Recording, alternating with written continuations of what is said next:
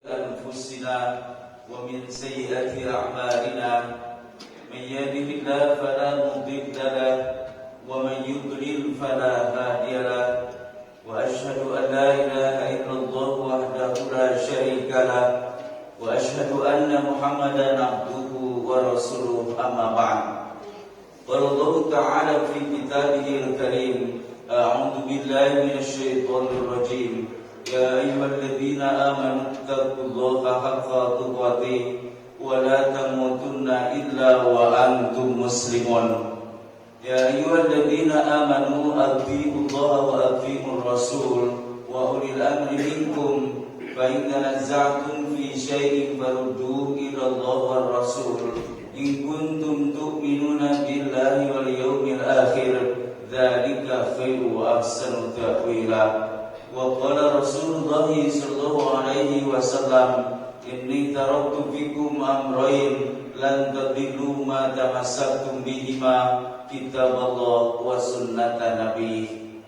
Hadirin oleh berat ikhwan iman jamaah Masjid Al-Ihsan yang saya hormati, sidang salat subuh dan thalaqul ilmi yang insyaallah dimuliakan Allah Subhanahu wa taala. Sesungguhnya segala puji hanya milik Allah semata yang kita senantiasa memohon pertolongan hanya kepadanya.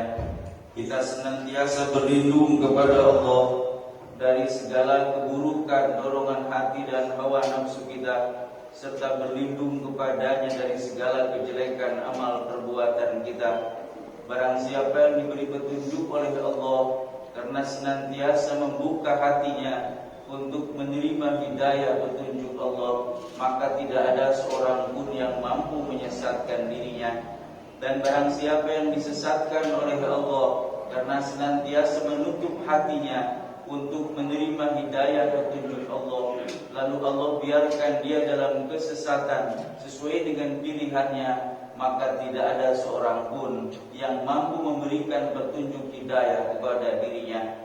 Saya bersaksi bahwa tiada Tuhan yang berhak disembah, ditaati, dipatuhi segala titah dan perintahnya kecuali Allah yang satu, yang esa, yang tunggal, tidak ada sekutu baginya. Dan saya bersaksi bahwa sesungguhnya Muhammad adalah hamba dan utusannya yang tidak ada nabi dan rasul sepeninggalnya. Allah Subhanahu wa taala berfirman, wahai orang-orang yang beriman, hendaklah kalian bertakwa kepada Allah sebenar-benarnya takwa. Hendaklah kalian takut kepada murka dan siksa Allah dengan sesungguh-sungguhnya, dengan sebenar-benarnya, dengan cara menjalankan segala perintahnya dan menjauhi segala larangannya, serta beramal berbuat sesuai dengan tuntunan uswatun hasanah Nabi Muhammad Rasulullah sallallahu alaihi wasallam. Dan janganlah kalian mati kecuali dalam keadaan muslim. Wahai orang-orang yang beriman, taatilah Allah, taatilah Rasul, dan pemimpin di antara kalian orang yang beriman yang menaati Allah dan Rasulnya. Maka jika kalian berselisih tentang suatu perkara, maka kembalikanlah perkara yang diperselisihkan itu kepada Allah dan Rasulnya, kepada Al-Quran dan As-Sunnah. Jika kalian beriman kepada Allah dan hari akhir, yang demikian itu lebih baik dan lebih bagus akibatnya. Rasulullah Muhammad sallallahu alaihi wasallam bersabda, sesungguhnya aku telah meninggalkan pada kalian dua perkara. Selama kalian berpegang teguh pada dua perkara itu, maka dijamin kalian tidak akan tersesat selama-lamanya. Dua perkara itu adalah kitab Allah Al-Quran dan sunnah Nabi-Nya. Alhamdulillah, dengan takdir, kemudahan, inayah serta nikmat dan rahmat Allah semata, pada pagi hari ini kembali kita dapat berkumpul, bertemu wajah, bermuajahah, bersua, berjumpa kembali dalam kegiatan rutin thalaqul ilmi, menuntut ilmu agama Allah, mempelajari, mengkaji dan memahami al-Islam. Khususnya pada hari Ahad subuh yang kedua, kita biasa berbagi pengetahuan tentang al-Islam, khususnya terkait dengan akidah Islamiyah. Pada pertemuan bulan yang lalu kita telah mengkaji ulang tentang makna la ilaha illallah, yang merupakan kalimat thayyibah yang sangat agung, yang menentukan seseorang dia mendapatkan keselamatan, kehidupan dunia dan akhirat. Bahkan itulah merupakan tujuan dari Allah menciptakan segala sesuatu. Itu karena la ilaha illallah. Dan itu yang disebut dengan tauhid, mengesahkan Allah Subhanahu wa taala. Allah menciptakan kehidupan ini itu karena la ilaha illallah. Maka semua aspek kehidupan tidak akan terlepas dari konsep la ilaha illallah. Misalnya tentang hakikat kehidupan kita, bahwa manusia itu diciptakan oleh Allah Subhanahu wa taala, telah ditanamkan dalam jiwanya, sudah ada chip dalam dirinya setiap orang, yakni tauhid. Dan itu disampaikan oleh Allah Subhanahu wa taala. Misalnya dalam Al-Qur'an surah Al-A'raf ayat 172, di mana Allah Subhanahu wa taala memberitahukan kepada kita berdasarkan wahyunya bahwa manusia itu ketika mereka ruhnya akan dimasukkan ke dalam jasad, dalam perut ibunya masing-masing, yang biasanya pada usia 4 bulan, ketika akan dimasukkan ruh ke dalam jasadnya, maka semua ruh itu ditanya oleh Allah Subhanahu wa taala di alam ruh. Kata Allah, alastu birabbikum, bukankah aku Rabb kalian?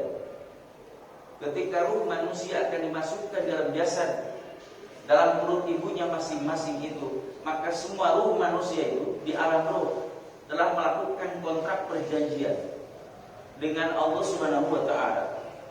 Di mana bentuk kontrak perjanjiannya? Allah Subhanahu wa taala bertanya kepada mereka, alastu birabbikum, bukankah aku Rabb kalian? Bukankah aku Tuhan kalian? Qalu, mereka semua, ruh manusia itu semuanya menjawab, bala, ya, benar, syahidna, kami bersaksi bahwa engkau Rabb kami. Kami bersaksi bahwa engkau adalah Tuhan kami. Dengan peristiwa tersebut, maka setiap manusia yang lahir ke dalam kehidupan dunia ini, buat iman, dinyatakan dia di atas fitrah.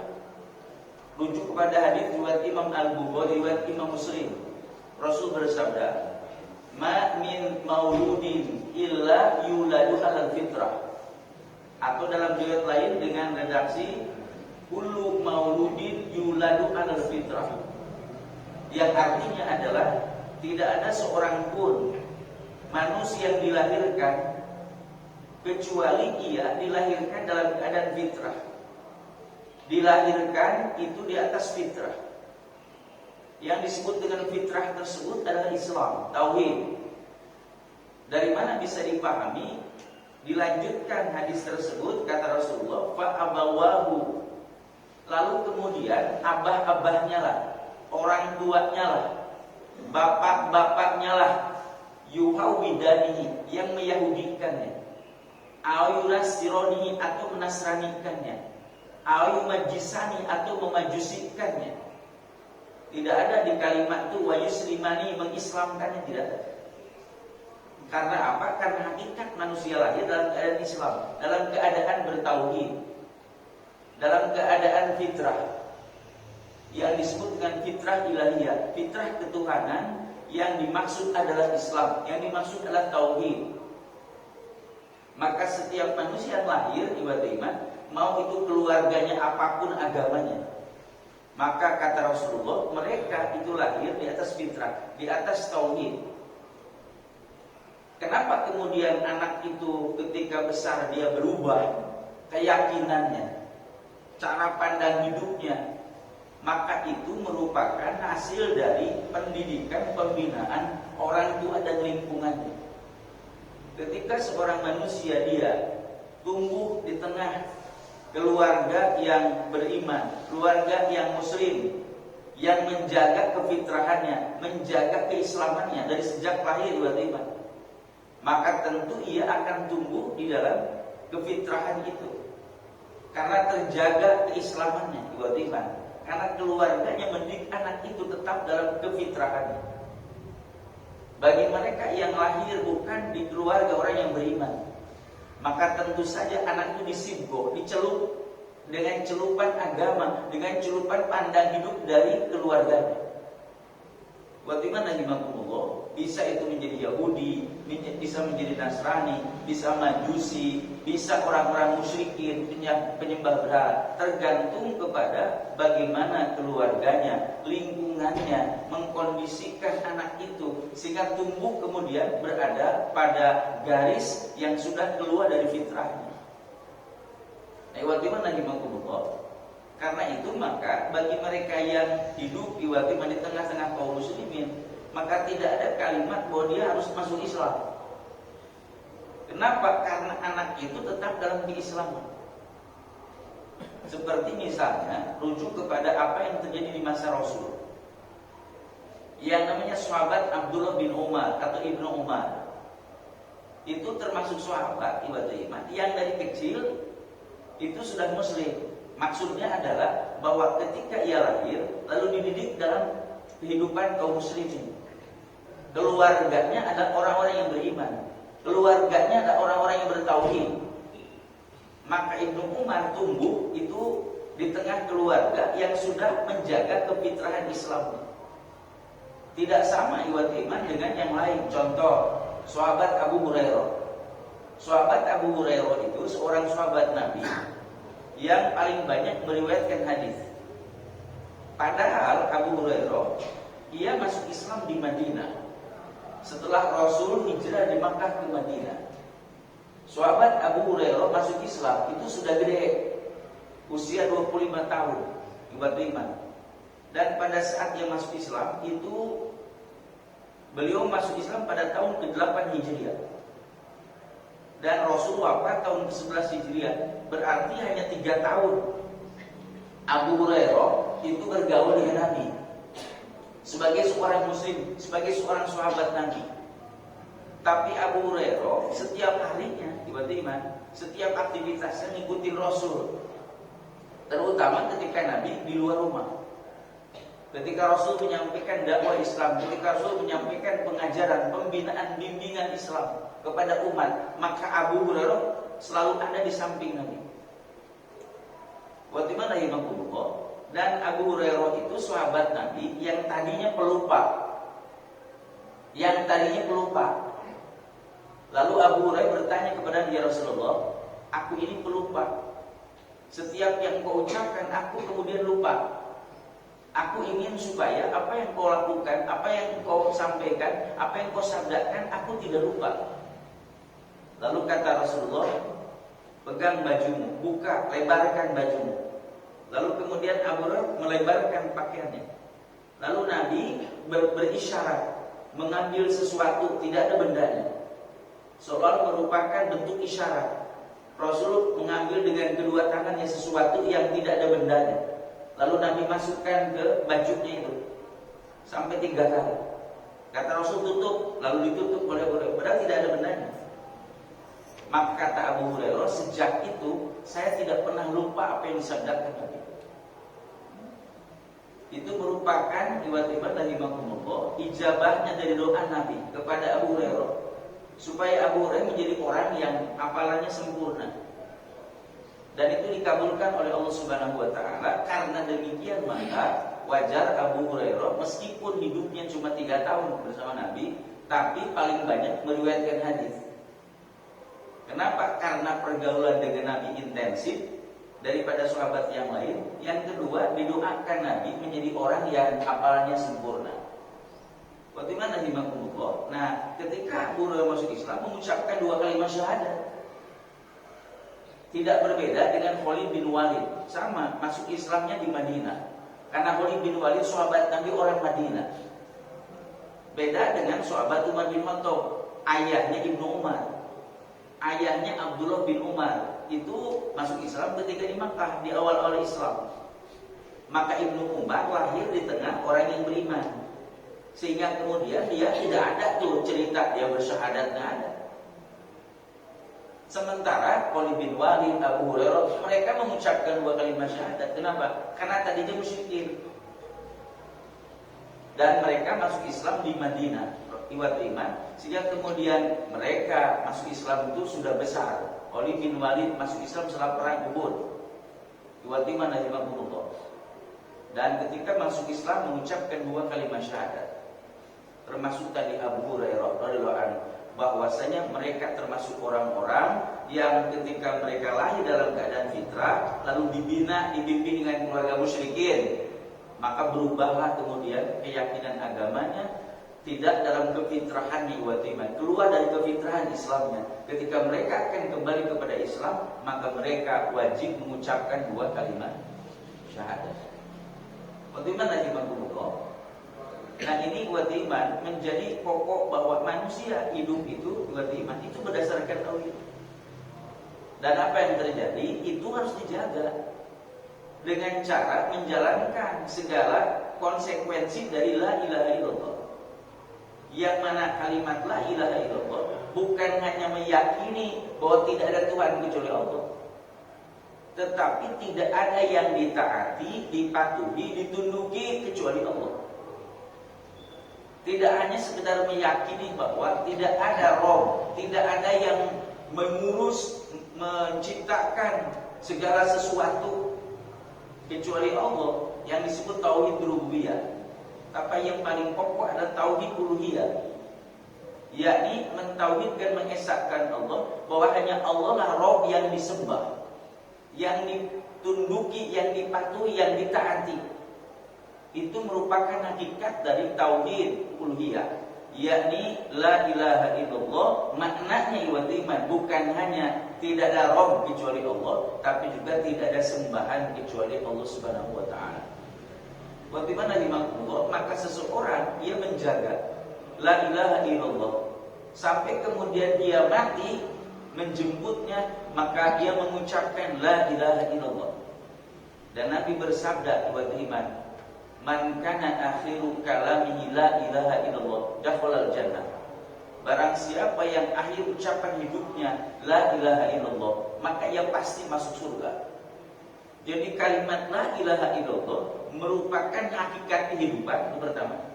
Karena Allah menciptakan segala sesuatu termasuk manusia itu berdasarkan tauhid. Lalu kemudian kehidupan yang diciptakan Allah juga sama, diciptakan oleh Allah karena la ilaha illallah. Karena kata Allah semua makhluk di bumi ini buat iman, mereka semua bersujud kepada Allah. Bahkan kemudian keselamatan manusia, hidupnya iwat iman, destinasi akhirnya, taklil akhirnya ditentukan oleh kalimat itu. Kata Rasulullah, siapa yang akhir ucapan hidupnya la ilaha illallah, niscaya ia masuk surga. Karena itu dalam Islam iwat iman, ketika seorang akan wafat, ketika sakratul maut, maka Nabi memberi tuntunan kepada orang yang masih hidup, yang masih sadar. Kata Rasulullah, lakinu mautakum la ilaha illallah. Kata Rasul, talqinkan orang yang hampir mati di antara kalian dengan ucapan la ilaha illallah. Itulah hubungan korelasi dengan yang tadi iwat iman. Apa hubungannya? Bahwa ketika orang sedang sakratul maut dibimbing dengan la ilaha illallah, itu kaitannya dengan destinasi akhir setiap orang. Kata Rasul, siapa yang akhir ucapan hidupnya la ilaha illallah, niscaya dia masuk surga. Karena demikian, maka setiap orang yang sedang sakratul maut itu dibimbing agar supaya dia mengakhiri ucapan hidupnya dengan kalimat itu. Buat iman dari Allah. Bahkan rujuk misalnya kepada apa yang dialami oleh para ulama, sekelas misalnya kalangan tabi'in. Ada seorang ulama tabi'in namanya Abdullah ibnul Mubarak. Beliau menyampaikan, berpesan kepada murid-muridnya, jika nanti engkau mendapati aku sedang sakratul maut, maka bimbing aku dengan la ilaha illallah. Jika kalian melihat bahwa aku mengucapkan itu, maka kata Abdullah ibn Mubarak, hentikan. Jadi kalau kemudian aku mengikuti kalimat yang engkau bimbing itu, maka hentikan. Jangan terus kemudian diucapkan, jangan, biarkan.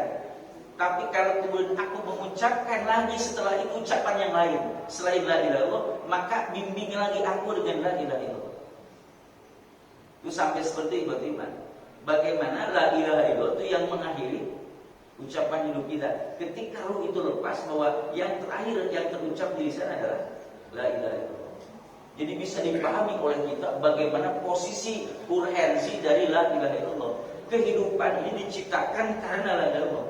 Keselamatan kehidupan juga tergantung kepada kalimat la ilaha illallah.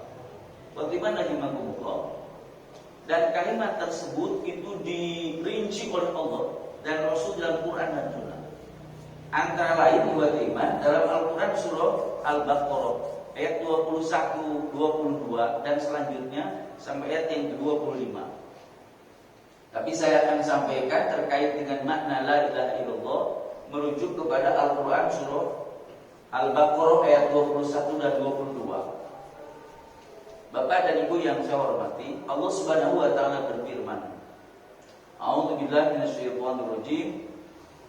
Ya ayyuhan nasu u'budu rabbakumul ladzi khalaqakum wal ladzina min qablikum la'allakum tattaqun. Kata Allah, wahai manusia. Bukan wahai orang yang beriman, wahai manusia. Siapa makhluk yang merasa diri manusia, maka terpanggil dengan ayat ini. Wahai manusia, kata Allah. U'budu, sembahlah oleh kalian, Rabbakum, Rabb kalian. Beribadahlah kepada Rabb kalian, kepada Tuhan kalian. Alladzi khalaqakum, yang telah menciptakan kalian. Walladzina min qablikum, dan telah menciptakan orang-orang sebelum kalian. Yang dengan menyembah kepada Tuhan kalian itu, yang dengan beribadah kepadanya, la'allakum tattaqun, agar kalian bertakwa. Nanti kita akan jelaskan satu persatu. Bagaimana imankumullah? Alladzi ja'ala lakumul arda firasya. Allah itu, Rabb kalian itu juga yang telah menciptakan, yang telah menjadikan bagi kalian al-arda, yakni bumi, firasya sebagai firash, sebagai tempat tinggal yang nyaman. Was-samaa'a binaa'a, dan langit sebagai atap yang kokoh. Wa anzala minas samaa'i maa'a, dan Dia Allah Rabb kalian itu menurunkan dari langit air. Fa akhraja bihi minas tsamarat, lalu Dia mengeluarkan dari air tersebut buah-buahan. Rizqan lakum, menjadi rizki untuk kalian. Fala taj'alu, maka janganlah kalian menjadikan lillahi, bagi Allah, andada, saingan. Wa antum ta'lamun, sedangkan kalian tahu bahwa tidak ada saingan bagi Rabb kalian. Ini merupakan di antara rincian makna dari la ilaha illallah dalam Quran. Banyak ayat yang menjelaskan itu iman dalam Al-Quran dan As-Sunnah. Karena sekali lagi, pokok dari ajaran agama Allah adalah tauhid. Maka bisa dipahami bahwa Al-Quran yang 30 juz 114 surah itu semuanya iman itu mengerucut kepada la ilaha illallah. Baik itu urusan akidah secara khusus, baik urusan disebut dengan rukun iman, atau kemudian terkait dengan rukun Islam, terkait dengan aktivitas ibadah makhluk, ibadah formal, atau ibadah ghair makhluk, bahkan urusan muamalah, urusan akhlak. Maka itu semuanya bermuara iman kepada la ilaha illallah. Pertama, iman Allah mengingatkan kepada manusia apa? Hendaklah sembah Rabb kalian. Siapa Rabb yang harus disembah itu? Kalau kita lihat dalam Quran, surah Al-Baqarah itu, surah Al-Fatihah, induk Al-Quran. Allah mengenalkan isi Al-Quran secara global. Lalu masuk ke surah Al-Baqarah, dari ayat 1 sampai ayat 20. Allah menjelaskan tentang tipologi iman manusia ketika merespon Al-Quran. Padahal Allah menyebutkan bahwa Quran sebagai petunjuk. Tapi ketika manusia merespon Quran, petunjuk Allah itu terbagi pada 3 golongan. Yang pertama ada golongan manusia bertakwa. Dijelaskan oleh Allah dari ayat yang ke-2 sampai ayat 5. Kemudian yang kedua adalah manusia yang disebut dengan orang kafir. Golongan orang kafir dijelaskan Allah pada ayat 6 dan 7, cuma 2 ayat. Lalu kemudian golongan yang ketiga, orang yang dalam hatinya ada penyakit. Yang kata para ulama tafsir ini tipe yang ketiga, yakni ia tidak gentle beriman, tidak gentle kafirnya, yang disebut munafik. Dan itu dijelaskan Allah dari ayat yang ke-8 sampai ayat 20, 13 ayat. Jadi dalam bahasa lain, ketika orang akan membuka Al-Quran, maka setiap orang harus bisa mengenal dirinya, termasuk golongan yang mana. Karena berpengaruh kepada semua aturan dalam Quran. Jadi ini ayat yang pertama yang terkait dengan perintah. Jadi sebelum perintah itu muncul, Allah ingetin dulu.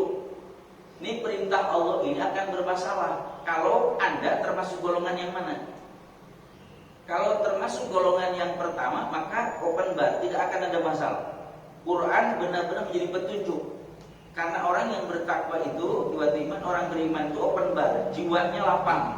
Ketika menerima Al-Quran sebagai hidayah akan diterima bulat-bulat. Kata mereka sami'na wa ata'na. Tetapi bagi dua kelompok, yaitu orang kafir dengan orang munafik, itu bermasalah. Meskipun Quran itu wahyu Allah, dijamin sebagai petunjuk Allah, dijamin ada garansi bagi siapapun yang mengikutinya pasti selamat. Iya, tapi tergantung kepada manusianya. Kalau konsepnya tidak bisa diganggu-gugat, itu petunjuk Allah yang bergaransi. Tapi tergantung manusianya mau ikut apa tidak. Berarti mana di bangku Allah? Maka ketika Allah Subhanahu wa taala sebelum memberikan perintah, maka Allah nanya dulu, Anda itu termasuk yang mana hatinya? Kenapa? Karena akan berpengaruh kepada isi Al-Quran. Al-Quran akan susah masuk pada hati kalian. Kalau hati kalian mati, kalau hati kalian kafir atau munafik. Tapi kalau hatinya orang beriman, hatinya lapang, hatinya bersih, tiba-tiba hatinya sehat, maka Quran itu betul-betul akan menjadi petunjuk bagi dirinya. Makanya jangan heran, Pak, Rasulullah berdakwah, yang didakwahinya tiba-tiba luar biasa. Abu Lahab, Abu Jahal, di samping yang lain ada yang beriman, tapi tetap ada orang kafir, orang yang tetap menolak. Padahal yang ngajaknya seorang Rasul, bayangin Pak. Termasuk umat-umat sebelum umat Nabi Muhammad.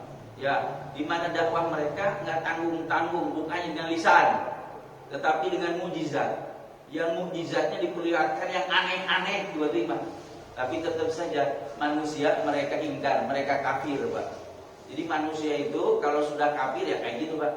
Hatinya lebih keras daripada batu yang paling keras. Batu aja yang paling keras masih bisa pecah karena takut kepada Allah, kata Al-Quran. Tapi manusia, Pak, kalau hatinya sudah membatu, wah susah. Jangankan oleh manusia biasa, oleh Nabi dan Rasul diajak, Pak, tetap saja menolak. Jadi soal orang menerima dakwah, Pak, itu bukan soal bahwa siapa dulu yang menyampaikan dakwahnya. Oh, bukan begitu, itu urusan dirinya. Bayangkan Nabi yang menjadi dai-nya, Pak, berhadapan langsung dengan seorang Rasul, bayangin, yang mukjizatnya diperlihatkan. Ya kalau Abu Lahab, Abu Jahal menolak, tetap aja menolak. Sedih banget, Pak.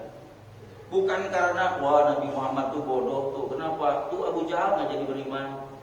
Enggak, Rasul mah patona, cerdas, menyampaikan ajaran Islam dengan luar biasa. Bukan tidak mengerti mereka menolak. Kenapa menolak? Itu menunjukkan mereka mengerti. Tapi tidak setiap orang mengerti menerima. Gitu, Pak. Jadi jangan dikira orang menolak itu tidak tahu. Bahkan banyak orang tahu tapi menolak terhadap kebenaran. Maka disebutnya mendustakan. Nah, bagaimana Imamullah? Nggak tanggung-tanggung, itu Rasul yang menyampaikan. Dai-nya seorang Nabi dan Rasul. Bahkan buktinya diperlihatkan dengan mukjizat. Tetap saja, Pak, nggak beriman, Pak. Bagaimana Imamullah? Nah, inilah yang kemudian menjadi dasar bahwa pada saat kemudian sudah diingetin Anda posisinya di mana, baru kemudian Allah memerintahkan kepada kita, ada aturannya apa? Hendaklah kalian menyembah kepada Rabb kalian. Lalu Allah Subhanahu wa taala dengan kalimat ubudu rabbakum itu disebut tauhid uluhiyah. Ubudu rabbakum, kata ubudu menunjukkan tauhid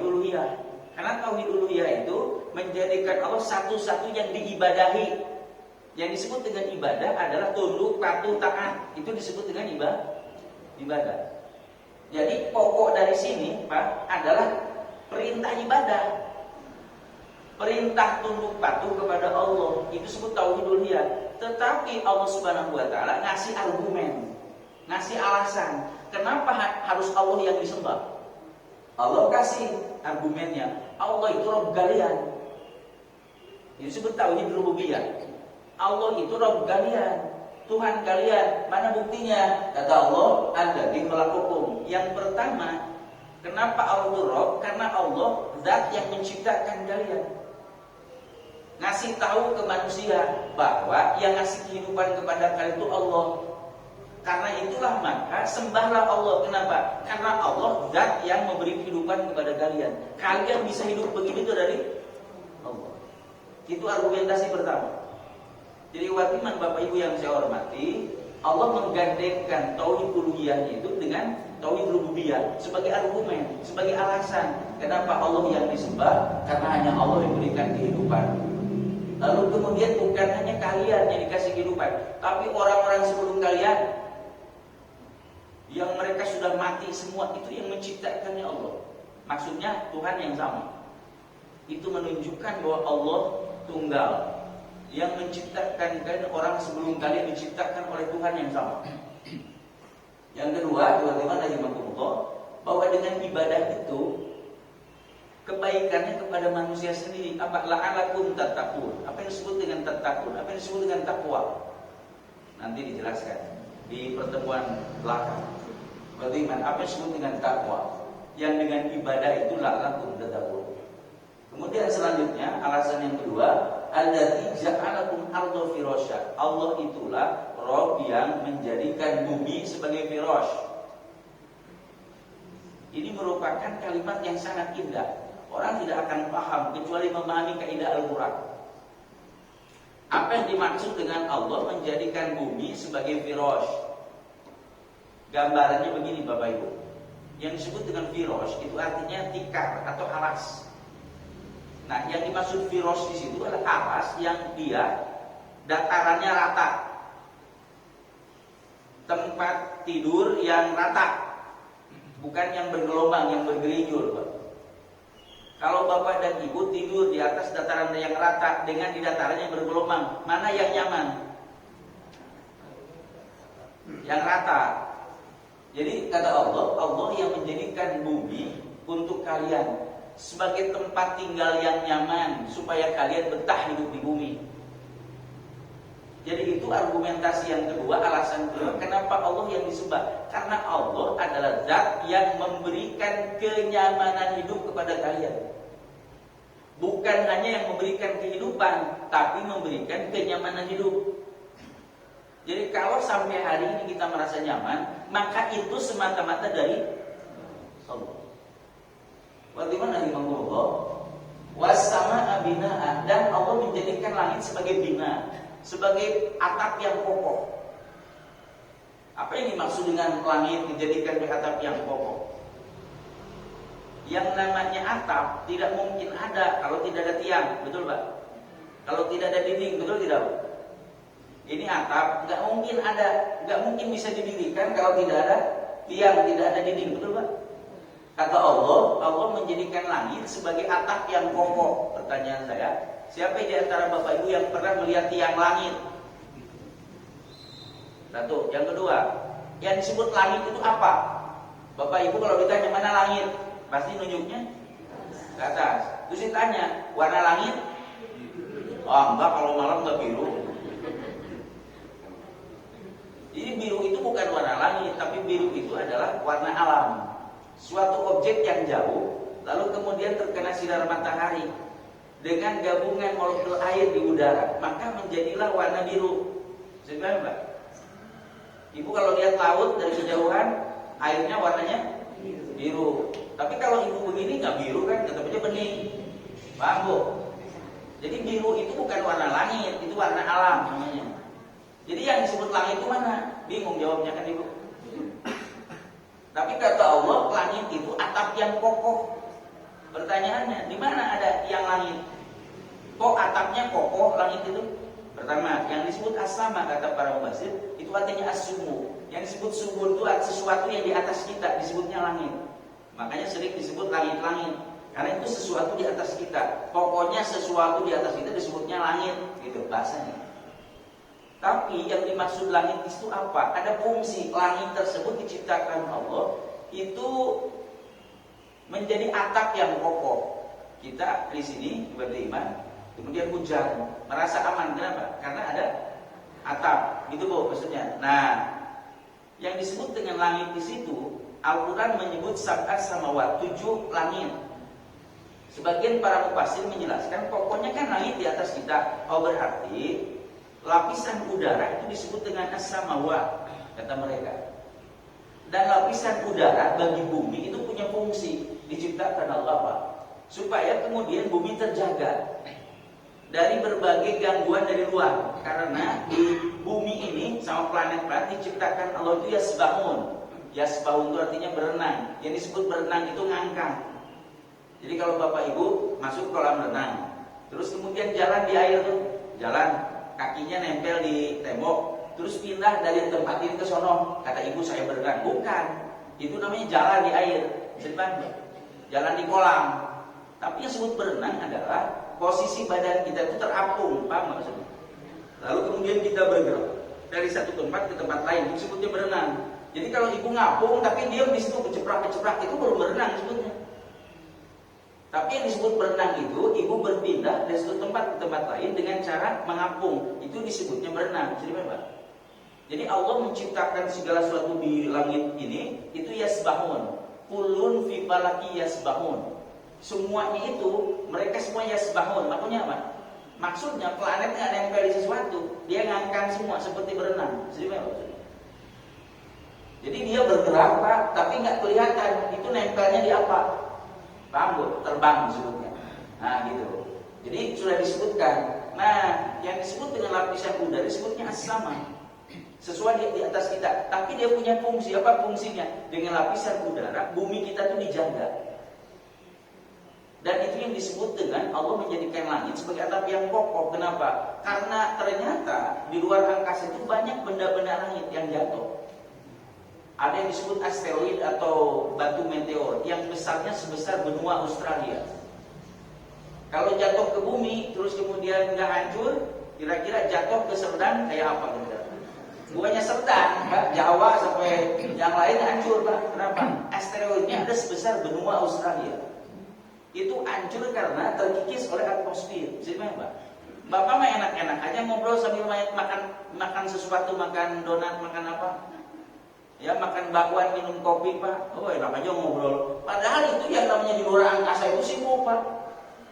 Bumi ini menjaga. Nah itu disebut adalah Allah yang menjadikan langit sebagai atap yang kokoh supaya kalian merasa aman tinggal di bumi.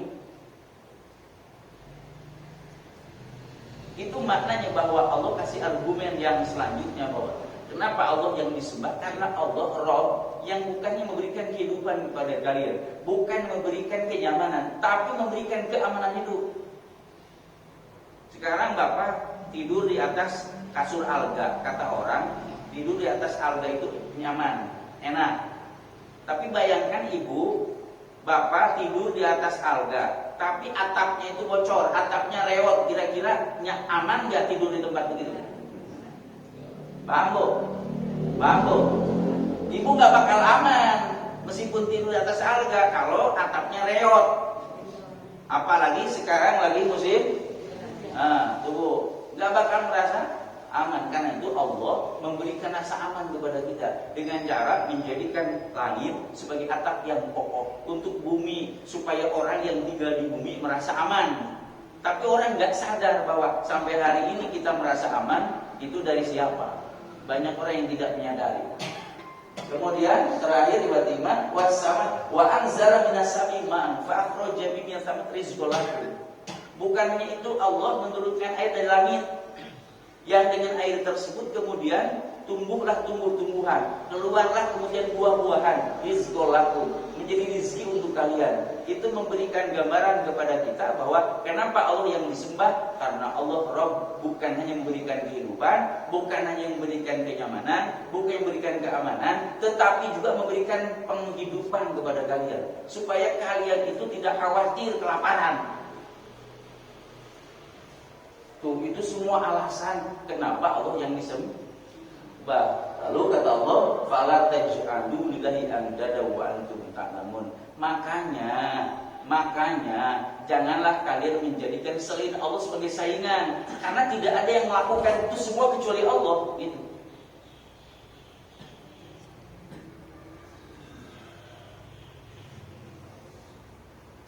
Paham Bapak Ibu sampai situ? Dan itu disindir oleh Allah Subhanahu wa taala. Ketika ada manusia yang mereka menjadikan saingan bagi Allah. Bahkan mereka bertuhan bukan kepada Allah. Yang digambarkan Al-Qur'an surah Al-Ankabut ayat 41, a'udzubillahi minasyaitonir rajim. Matsalul ladzina takhadhu min dunillahi awliya kamatsalil ankabut ittakhadhat baitan wa inna awhanal buyut la baitul ankabut law kanu ya'lamun. Perumpamaan orang-orang yang menjadikan selain Allah sebagai pelindung hidupnya, sebagai penolong hidupnya, sebagai pemimpin hidupnya. Kamatsalil ankabut, seperti laba-laba ittakhadhat baitan, yang membuat rumah. Wa inna awhanal buyut la baitul ankabut. Ingat, sesungguhnya rumah yang paling rewot, yang paling rapuh adalah rumahnya laba-laba. Kalau kanu ya'lamun, kalau mereka mengetahui. Yang namanya rumah itu fungsinya untuk tempat berlindung. Kira-kira Bapak dan Ibu merasa terlindungi enggak kalau berada di rumah yang reot, yang rapuh? Apakah rumah yang reot, rumah yang rapuh bisa dijadikan tempat berlindung? Bisa dipahami, Bu? Nah, kata Allah, manusia yang menjadikan selain Allah sebagai pelindung itu persis seperti laba-laba. Laba-laba itu katanya bikin rumah, tapi rumahnya reot. Paham nggak, Pak? Jadi binatang yang paling bodoh itu adalah laba-laba. Kenapa? Katanya bikin rumah. Rumah itu tempat berlindung, tapi rumahnya laba-laba sama anak kecil aja begini hancur. Bisa dipahami, Pak? Itu gambaran dari Allah bahwa ketika manusia menjadikan selain Allah sebagai pelindung, itu adalah orang yang bodoh. Kenapa? Karena selain Allah tidak ada yang kuat. Bisa dipahami, Pak? Selain Allah itu rapuh. Karena selain Allah rapuh, kenapa kalian jadikan selain Allah sebagai pelindung hidup? Bisakah yang rapuh itu melindungi kalian? Jadi manusia menjadikan selain Allah sebagai Robnya, sebagai pelindungnya, itu manusia yang paling bodoh. Kenapa? Karena tidak ada yang kuat kecuali Allah. Bisakah kita berlindung kepada yang tidak kuat? Tidak mungkin. Yang melindungi itu harus yang kuat. Ada jenderal berlindung kepada kopral, itu gimana? Kopral lindungi saya gitu. Gimana ceritanya? Harusnya kopral sama jenderal, kan? Nah, ini mah terbalik, Pak. Nah, oleh karena itu Allah Subhanahu wa taala menyindir kepada orang yang menjadikan selain Allah sebagai Robnya, sebagai pemimpin hidupnya, penolong hidupnya, seperti laba-laba yang bikin sarang. Katanya bikin rumah itu untuk berlindung. Kenapa berlindung kepada yang reot, kepada yang lemah? Bukankah yang lemah tidak bisa melindungi kita? Maka hanya Allah yang maha kuat, hanya Allah yang pantas di tempat berlindung. Maka kata Al-Quran, Allahus Samad. Allah itu tempat bergantung. Insya Allah kita akan lanjutkan semua itu ibadah iman, termasuk tentang penyimpangan dalam bertauhid yang disebut dengan syirik. Sebagaimana akhir dari ayat itu, jangan kalian menjadikan bagi Allah saingan, karena tidak ada saingan bagi Allah. Maka orang yang paling bodoh adalah mereka yang menjadikan selain Allah sebagai Robnya dalam kehidupan ini, karena selain Allah itu adalah lemah.